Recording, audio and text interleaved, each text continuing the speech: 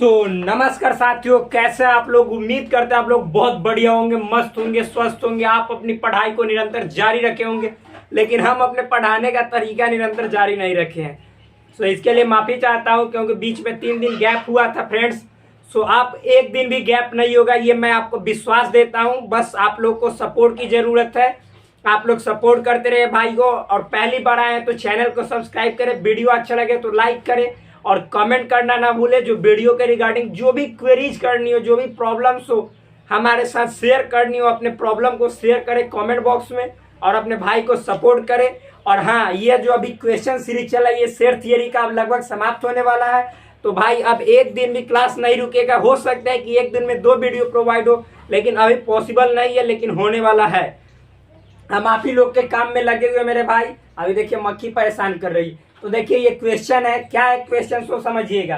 Question कह रहा है मेरे दोस्त, 100 लोगों के सर्वेक्षण में पाया गया था कि 28 पत्रिका ये पढ़ते हैं। मतलब 100% का 100 लोग का सर्वे किया गया, सर्वेक्षण किया गया। उसमें ऐसा पाया गया कि 28 लोग जो हैं वह मतलब न्यूज़पेपर या पत्रिका या मैगजीन ये पढ़ते हैं। मैगजीन, पत्रिका मतलब मैगजीन होता है, ये पढ़ते हैं। और 30 लोग पत्रिका बी पढ़ते हैं, यानी 30% ऐसे हैं उसमें जो कि बी मैगजीन को प्रीफर करते हैं, पढ़ते हैं। 42 पत्रिका सी पढ़ते हैं। 42 उसमें ऐसे लोग मिले, ऐसे लोग जो पत्रिका यानी मैगजीन सी को चॉइस करते हैं पढ़ने का। और 8 पत्रिका ए और बी दोनों। और उसी समूह में 8 लोग ऐसे थे जो पत्रिका ए को भी पढ़ना चाहते हैं और बी को भी पढ़ना चाहते हैं। आगे 10 लोग ऐसे मिले जो पत्रिका ए को पढ़ना चाहते हैं और सी को पढ़ना चाहते हैं।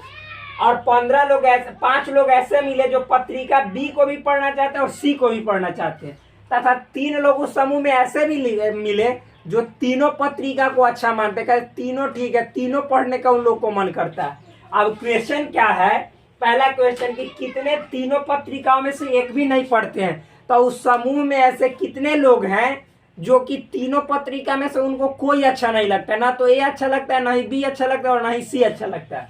तो इनकी संख्या निकालना है, कितने केवल पत्रिका सी पढ़ते हैं। और फिर आपको ये भी निकालना है कि केवल सी मतलब कितने ऐसे इंसान हैं जो और कोई पत्रिका उनको अच्छा नहीं लगता है, केवल सी पढ़ते हैं और उनसे दूसरा से ए और बी से कोई मतलब ही नहीं है। अभी दिखाएंगे, निकालेंगे। इंग्लिश में क्वेश्चन पढ़ते हैं। In a survey of 100 persons it was found that 28 read magazine A. मतलब 100% के सर्वे में ऐसा पाया गया कि 28 रीड करता है मैगजीन ए को, 30 रीड मैगजीन बी, 30% जो है सो मैगजीन बी को रीड करता है, 42 रीड मैगजीन सी और 42% मैगजीन सी को रीड करता है, 8 read magazine A and B. जो 8% है वो मैगजीन ए को भी रीड करता है और बी को भी रीड करता है। 10 read magazines A and C और 10% ऐसे है जो मैगजीन ए को भी रीड करता है और सी को भी रीड करता है। And 5 read magazine B and C और 5% ऐसे भी मिले जो मैगजीन बी को भी और सी को भी रीड करते हैं। And 3 read all the 3 magazines और 3% ऐसे उसमें फाइंड हुए, प्राप्त हुए, पाए गए जो कि मतलब कि ए को भी पढ़ना चाहते हैं, बी को भी पढ़ना चाहते हैं, सी को, यानी तीनों को पढ़ते हैं। क्वेश्चन है, find how many read none of the 3 magazines. यानी कितने ऐसे हैं जो तीनों में से एक भी मैगजीन नहीं पढ़ते, ना तो ए पढ़ते, नहीं बी पढ़ते, नहीं सी पढ़ते। और दूसरा सेकंड क्वेश्चन है, how many read magazine C only. और कितने उस समूह में, उस ग्रुप में ऐसे हैं जो कि केवल ओनली सी को पढ़ना चाहते हैं, रीड करना चाहते हैं। इंग्लिश वाला क्वेश्चन को मिटाते हैं और इसके सॉल्यूशन को देखते हैं मेरे भाई। प्लीज देखिए ध्यान से। तो देखिए सबसे पहले हम वेन डायग्राम ड्रॉ करते हैं। देखिए नॉर्मल है, वेन डायग्राम ड्रॉ करेंगे। यहाँ पे समझिएगा, यहाँ पे हम वेन डायग्राम ड्रॉ करते हैं। ये आयत है, आयत मतलब रेक्टेंगल, जो यूनिवर्सल सेट एस को शो करता है, दर्शाता है, मतलब होता है कि ये यूनिवर्सल सेट है। ठीक, अब मेरे फ्रेंड्स देख लीजिए यहाँ पे, ये जो पहला है ये क्या है, ऐसे बना देते हैं।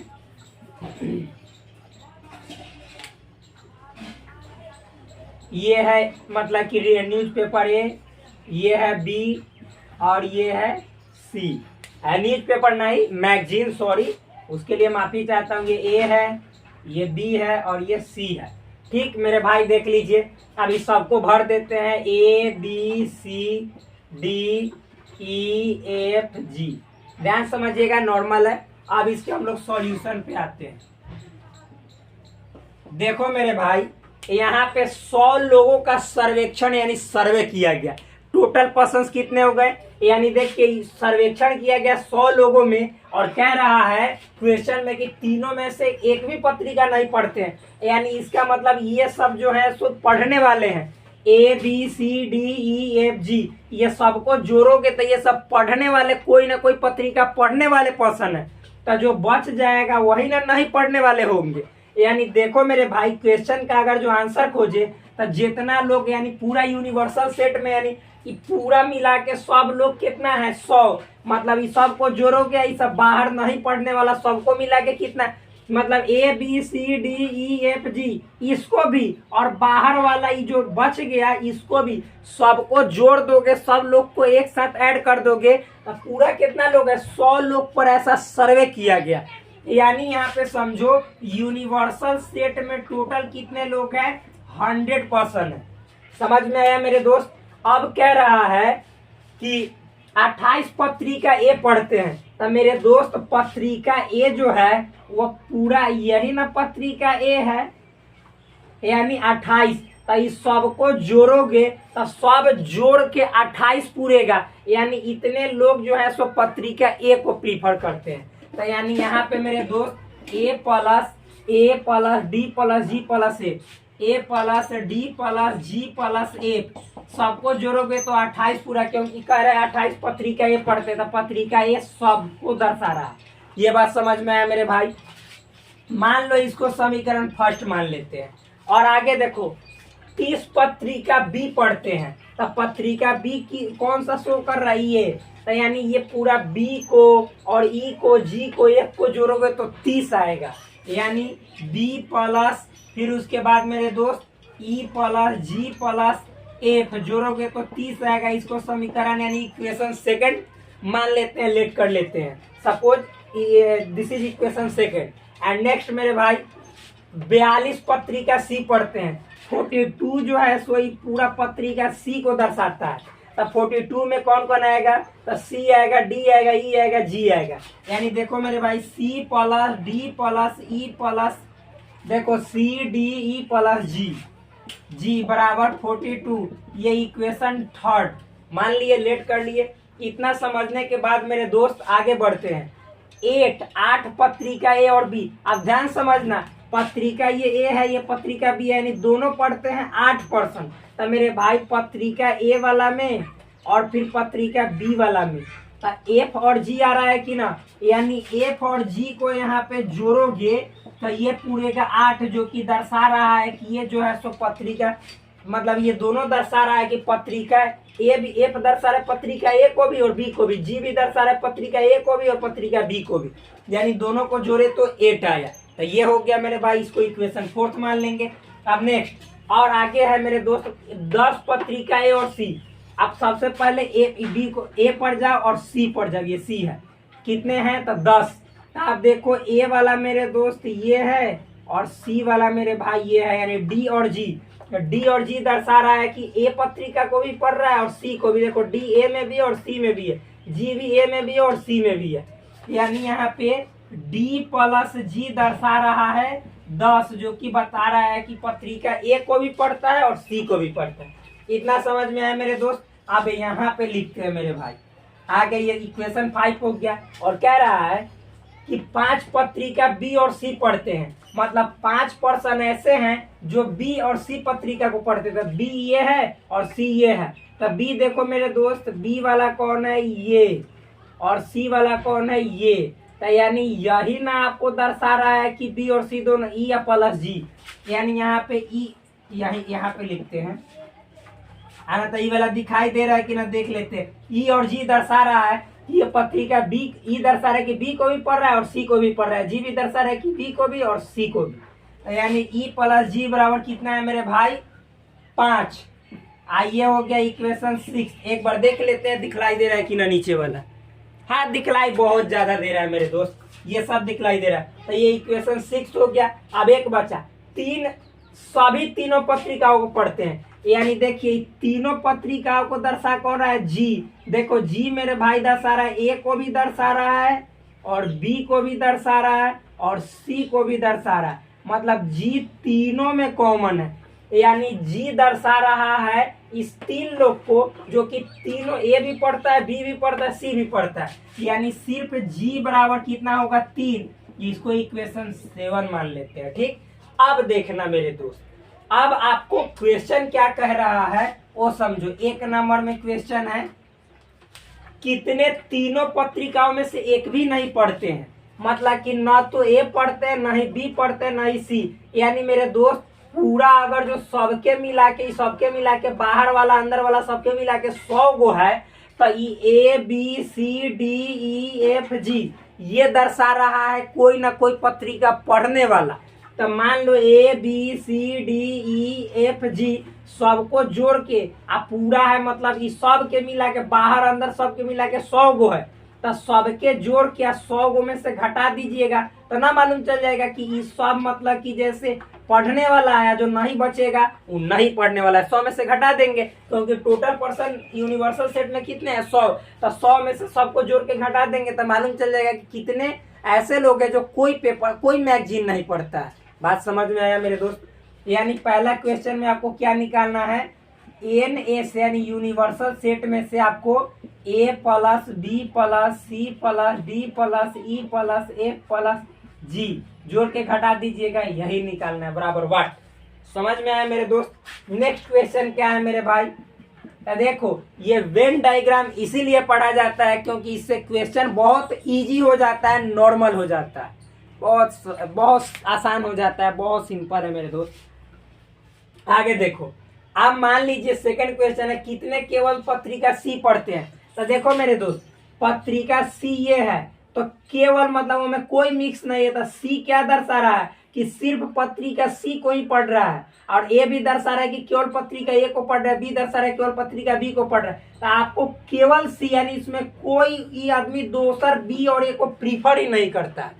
तो यानी सी दर्शा रहा है कि ये सी ऐसे लोग हैं जो केवल पत्रिका सी पढ़ते हैं, उनको ना तो ए अच्छा लगता है ना बी अच्छा लगता है। यानी यहाँ पे आपको निकालना है किसका वैल्यू मेरे दोस्त, सी का वैल्यू। अब देखो मान लो A B C D E F G सबको जोड़ोगे, कब जोड़ोगे, जब सबका अलग अलग यानी इंडिपेंडेंट रूप से, स्वतंत्र रूप से सबका वैल्यू मान पता रहेगा तब तो निकालोगे और जोड़ोगे। समझ में आया ना। और सबसे पहले इसके हम वैल्यू को निकालेंगे। देखो मेरे भाई, आप यहाँ पे लिख देते हैं A B C D E F G और मान निकालते जाएंगे और यहाँ पे भरते जाएंगे और लास्ट में हम लोग क्वेश्चन को सॉल्व कर देंगे। देखना अच्छा मेरे दोस्त, यहाँ पे समीकरण, अब मेरे पास स्पेस जगह नहीं है तो क्या करेंगे, हम आपको समझाएंगे, मुंह से बोलेंगे और लिखेंगे कम, बताएंगे। देखो ये जी है, यानी समीकरण 7 का वैल्यू जब 6 में रखोगे तो देखो ई प्लस जी बराबर 5 है, जी बराबर 3। तो समीकरण 7 यानी 7 का वैल्यू जब समीकरण 6 में पुट करोगे तो जी का वैल्यू यहाँ पे भरोगे 3, तो ये 3 उस तरफ जाएगा। तो 5 में से ही 3 मतलब प्लस में तो उधर जाएगा तो माइनस में, तो 5 में से 3 जाएगा तो ई का वैल्यू 2 निकलेगा। तो पहले जी का वैल्यू अब 3 लिख दो, ई का वैल्यू कितना निकला 2। क्यों, क्योंकि जी का वैल्यू यहाँ पे 3 रखोगे तो उस तरफ भेजोगे तो प्लस में तो माइनस में, माइनस में 3 हो जाएगा तो 5 में से 3 जाएगा 2। बात समझ में आया मेरे दोस्त। हिंदी में बोल देते हैं, लिख लीजिएगा, लिखिएगा समीकरण 7 का मान समीकरण 6 में रखने पर तो जी का वैल्यू रख दीजिएगा तो उधर जाएगा तो घट जाएगा, आ जाएगा वैल्यू।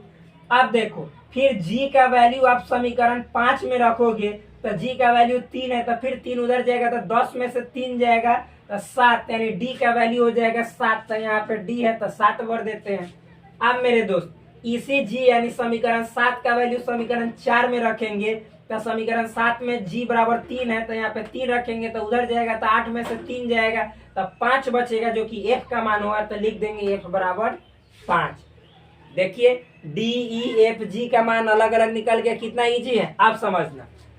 अब मेरे भाई यहाँ पे देखो, मान लो कि आपको समीकरण 3 देखना है तो समीकरण 3 में क्या है, सी है, डी है, ई है, जी है।